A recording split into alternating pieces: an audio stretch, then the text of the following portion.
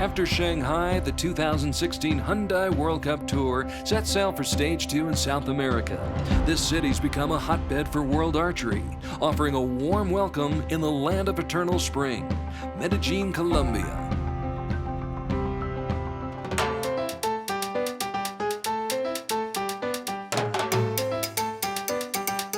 Hi, I'm Emily B. I'm from the United States, and I'm going to talk about the compound bow.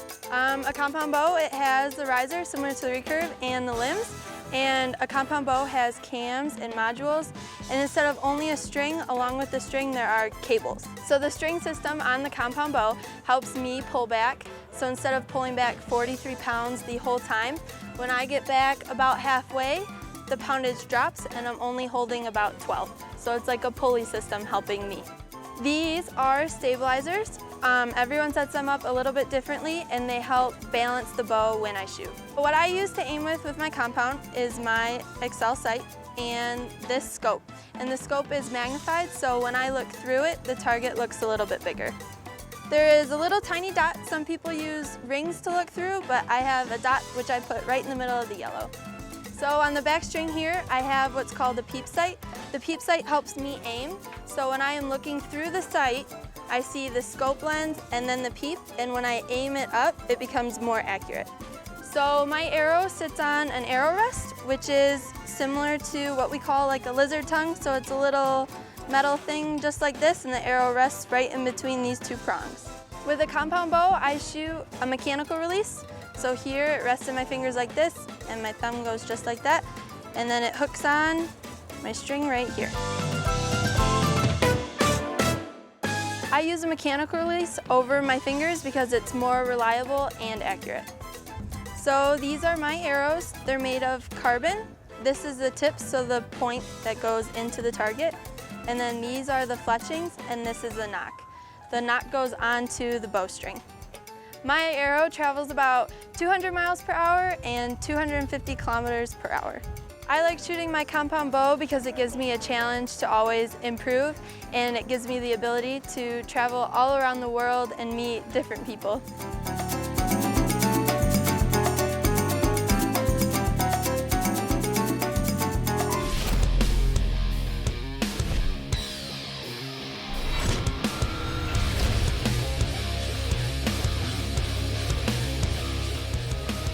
After falling short in the bronze medal match at Stage 1, France had no trouble finding motivation in Colombia. They did have some trouble with their health, though. Dussault and Pagni, both under the weather, approaching their showdown with El Salvador. Miguel Veliz, Roberto, and Rigoberto Hernandez, all hoping to take advantage of whatever ailed their French bows. But going into the fourth end, France had the upper hand, a 1-point lead with 6 arrows to go. Roberto Hernandez launching a rocket into the 9 ring. And Veliz caught the line to add 9 more to El Salvador's score. Rigoberto would respond with another 9. Now they needed a break, but wouldn't get one. Not from Pagni. Seb setting the table for Dominique Genet, who drills another shot right down the middle. Could Christophe Dussault keep the streak going? He could and would. Just like that, a slim 1-point lead had become a comfortable 4-point cushion. Roberto, the silver medalist in Medellin just a year before, showed the form that's helped him win over 40 matches. But when Veliz saw his final shot veer off course, El Salvador's fate was all but sealed. Rigoberto, a team bronze medalist 7 years back in Korea, finished up strong. Still, Sebastian was not about to let up, not after coming this far on a day when he had to summon all his strength to shoot his arrows. It was a gutsy performance, and a dominating one with Dominique Genet jumping on the bandwagon. Last fall's bronze medalist at the World Cup Finals in Mexico City made it easy for Dussault, who dialed up another 10. Christophe closes out a match that was as much a battle of will for the Frenchman as it was a battle with El Salvador. After missing out on a team medal in China, France makes amends with a bronze medal in Medellin.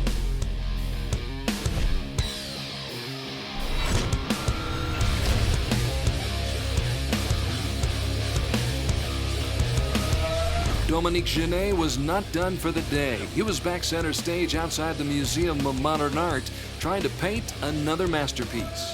trying to win another bronze medal, this time in mixed team competition against the USA. And his chances looked good, with France in front by 1 after 3 ends. Alex Wiffler would open the fourth with a strong, solid shot, and then Crystal Gavin would go one better. Genet matched Wiffler's effort, so it was up to his young teammate Loch de Matos to equal Crystal's score. France holding on to a 1-point lead. It looked like they'd increased that lead after Wiffler's arrow wound up in the red zone. Gavin would go for gold and get some, but she wanted more, knowing the door was open for France to clinch. Nothing comes easy in World Cup archery. An 8 by de Matos meant Dominique needed a 9 to put this one away. Consider it done. 9 is enough for Dominique and de Matos, who combined forces for a narrow 1-point victory, which turned out to be a close call after all.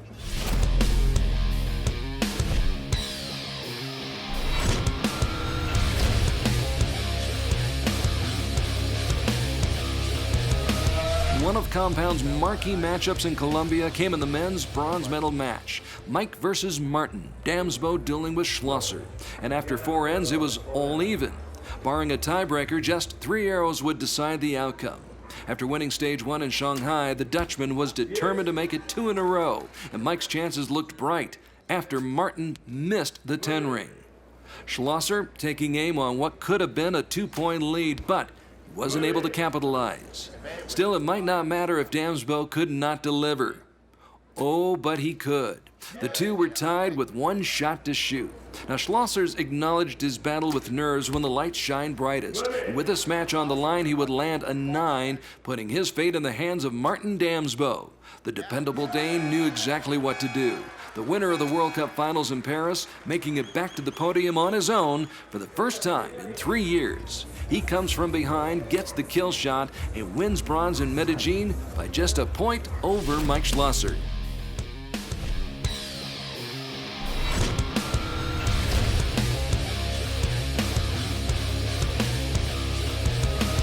By the same token, Marcella Tonioli had not reached an individual medal match since 2012 Antalya, where she'd captured bronze on Conialty Beach.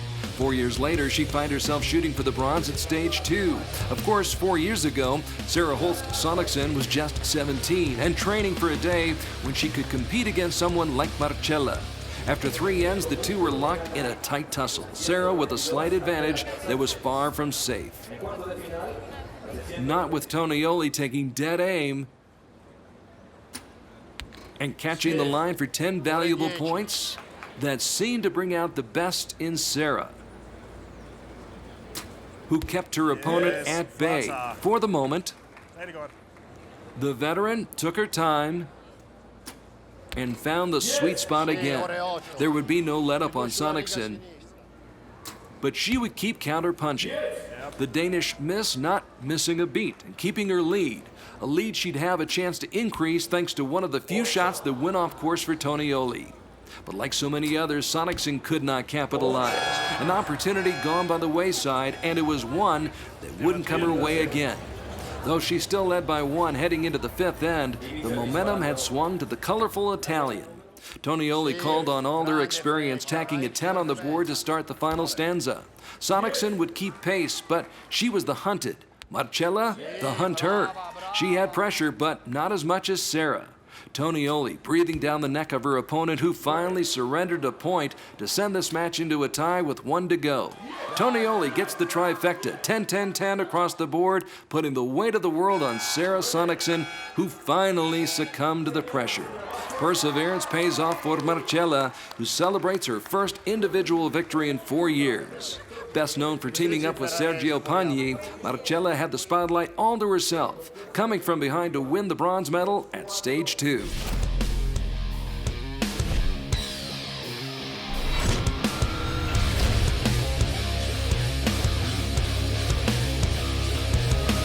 India's emerged as a major player on archery's World Cup scene and proved it once again by placing a team in the women's compound medal match against Italy, a longtime fixture on the World Cup stage. The Italians hoping to win multiple compound medals in Medellin, and they were well on their way to winning the first. Down by 8, Purvasha Sudhir Shende tries to ignite a rally. 20-year-old Prabjot Kaur keeps it in the 9 ring, and Lilishinu Paunam stays on course. India's down but not out. Not if Italy makes a mistake.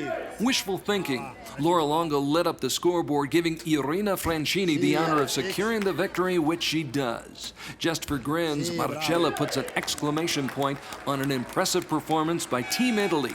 Tonioli, Francini, and Longo, runaway winners. It's an 11-point spread for the Team Bronze at Stage 2, a performance that would make Sergio Pagni proud.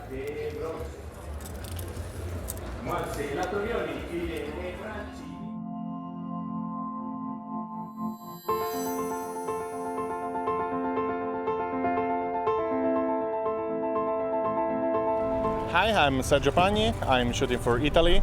I'm here in the second stage of World Cup, and I will shoot for 2 goals, 1 individual and 1 team. Shooting for the gold medal every time is a goal to reach, you know. And it's just a couple of years that I cannot reach this in the World Cup outdoor. So I was missing something about the gold final. Fortunately, every stage I am in the final field with the team or with a mix, so it's still my house, so it's good. We have a very good team at home and here, so after winning the World Indoor Championship and after make so many medals in the World Cup, we are very proud to have such a team.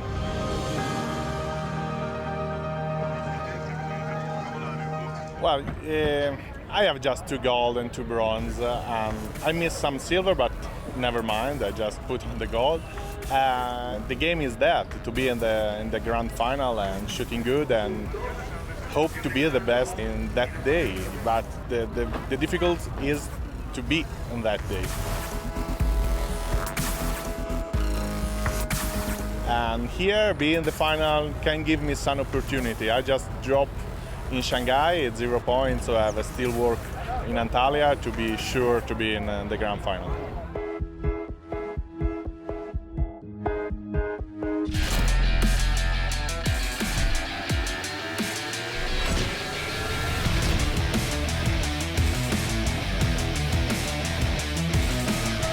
Pagni and his pals would make the team finals against the top seeds from the States. Steve Anderson, Braden Galantine, and Alex Wiffler came through the elimination rounds, notching wins over Colombia and France. Now came the toughest challenge. Sergio would have Michele Nencioni along with Federico Pagnoni by his side.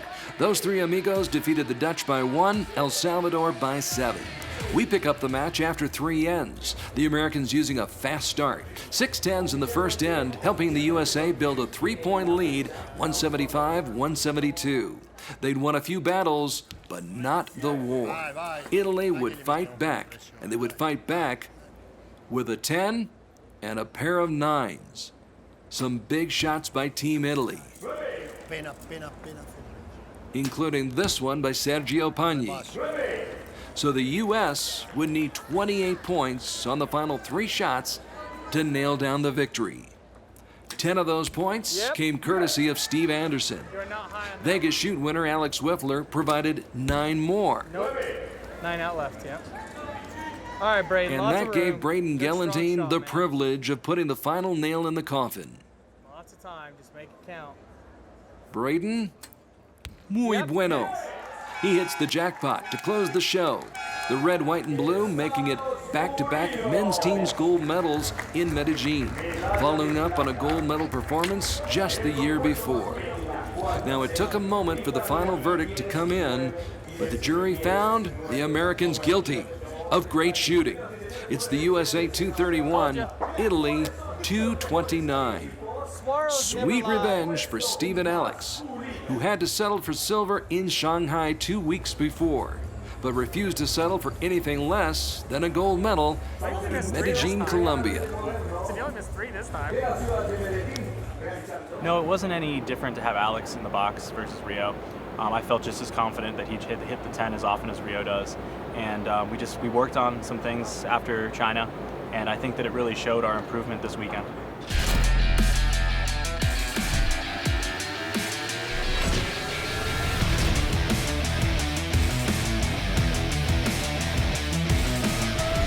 Sergio Pagni doesn't get mad, he usually just gets even.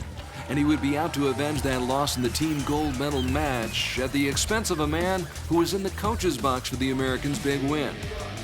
Rio Wilde had qualified 18th, but more than made up for that by eliminating Stefan Hansen, Steve Anderson, and Mike Schlosser on his way to this duel with a longtime rival. The Honey Badgers, still a force to be reckoned with, coming to Colombia ranked 4th in the world. Let's jump ahead to the 4th end. Rio hoping to mount a rally after giving up 2 points in the first end, 1 more in the third. Rio in rhythm now after the slow start, but needing a break. Not something he could count on, considering the man he was shooting against. But lo and behold, Sergio Pagni complied, yielding a point to cut his lead down to a deuce. The wild man went mining for more gold and struck the mother lode. Still, he needed more cooperation from his counterpart, and this time, Sergio did not comply. So all the Badger could do was try to keep chipping away at the lead. 10, 9, 8, 7. Rio Wilde wasn't about to go away and kept nipping at the heels of Sergio Pagni, and it almost worked. Had this shot landed just a skosh higher, there would have only been 1 point between these two heavyweights. But Pagni caught the line, it counted as 10, and preserved a precious 2-point lead for Pagni. Still, he'd have to climb some big steps to reach the top step on the podium. On to the 5th set, which did not start well for Wilde. In a gotta-be-10 situation, his first arrow would sail wide right. It's a chance for Sergio to surge ahead even more, and Pagni hits pay dirt to regain his 3-point edge. Wilde had never failed to medal in Medellin, but he'd need a miracle to leave town with a gold medal to show for his final visit to the Abura Valley. It wasn't going to happen. Sergio Pagni knows what to do once he has the lead, and he wasn't about to let this one slip away. Another 10-liner would keep Rio at arm's length, especially after Rio sealed his own fate with a final shot that failed to find the center circle. A frustrating finish for a man who'd won 80% of his matches entering this shootout. That being said, Sergio had endured his own share of frustration. Paris was the last time he'd been on the podium to receive an individual medal, so it had been a long 3-year wait to taste victory once again. After qualifying 16th with a 697, Sergio would survive a tiebreaker with Alex Wiffler, knock off his teammate Nencioni, and then defeat Martin Damsbo in the semis to reach the promised land, where the Sultan of Smooth bagged a Badger to bag a gold medal. I am very happy because I haven't won for 3 years, no podiums either, so I'm very happy about that.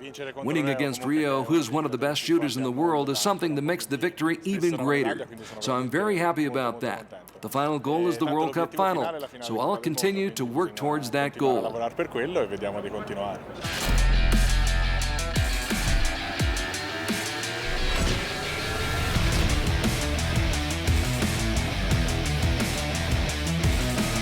It was a young American women's team going for the gold in Colombia. Crystal Galvin had plenty of experience, but Emily B and Dahlia Crook, precious little.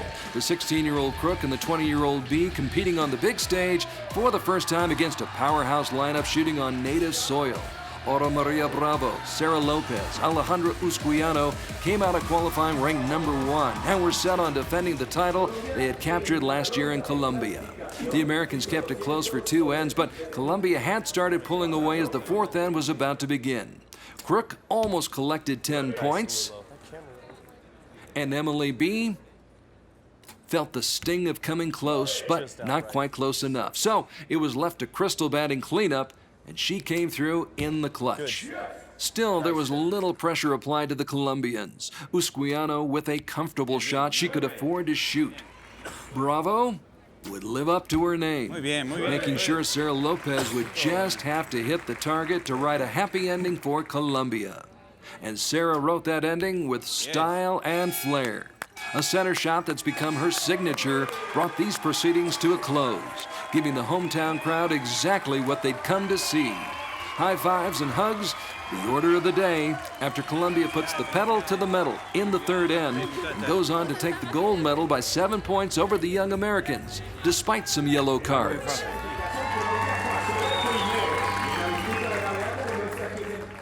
It's supposed to be the whistle sounds, you wait, and then you come in. That's how I think I did it. But the judge did not agree. It was a small problem, but we solved it. Also, the nerves affected us a lot, but our scores show our capacity to overcome problems. Plus, the shooting positions had changed from the last stages too, which we have practiced. But when you're here in competition, it's different. Nerves also affect a lot, but they can be handled.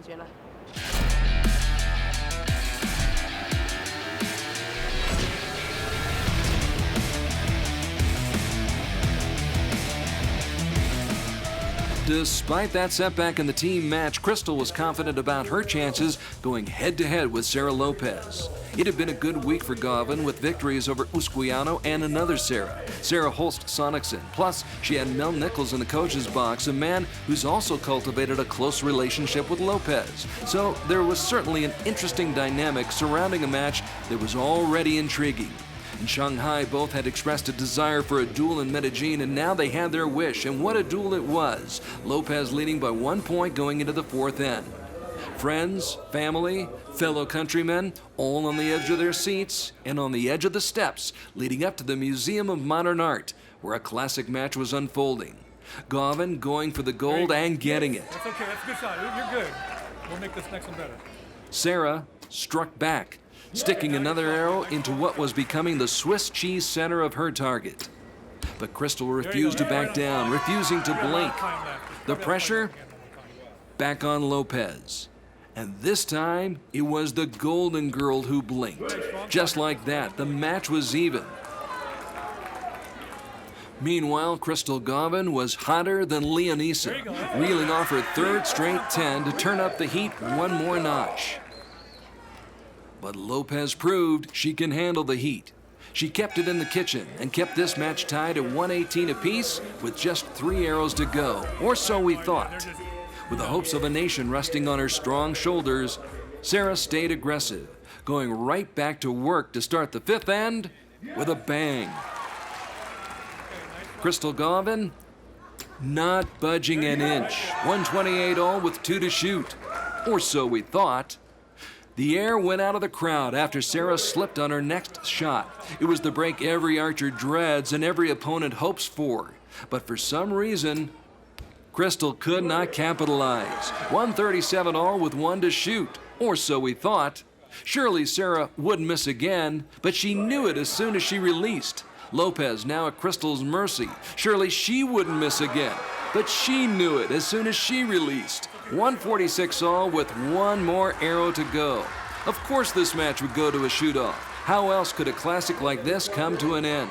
Electricity in the air as both prepared for a winner-take-all closest to the center tiebreaker. Lopez would launch a missile that had a near-perfect landing. Still, a perfect shot would beat hers. And that was the situation confronting Crystal, who almost came through with a storybook ending. Her final arrow would have been good as gold on most days. But as it turned out, this would not be her day. A millimeter would make the difference, and the gods would smile on Sarah Lopez. A classic battle with a classic ending that will long be remembered. Before I walked into the match, Crystal and I talked, also with Camilo, and we promised to shoot the best score we could, and I think we did that. It was very tight. I enjoyed it a lot, and it's been a long time since my last shoot-off, so there was a bit of pressure. I was feeling a bit nervous, but in the end, everything went well, and the stage has been closed how it should have been closed. So, after following up on the gold medal won in China, Lopez has a commanding lead in the World Cup standings.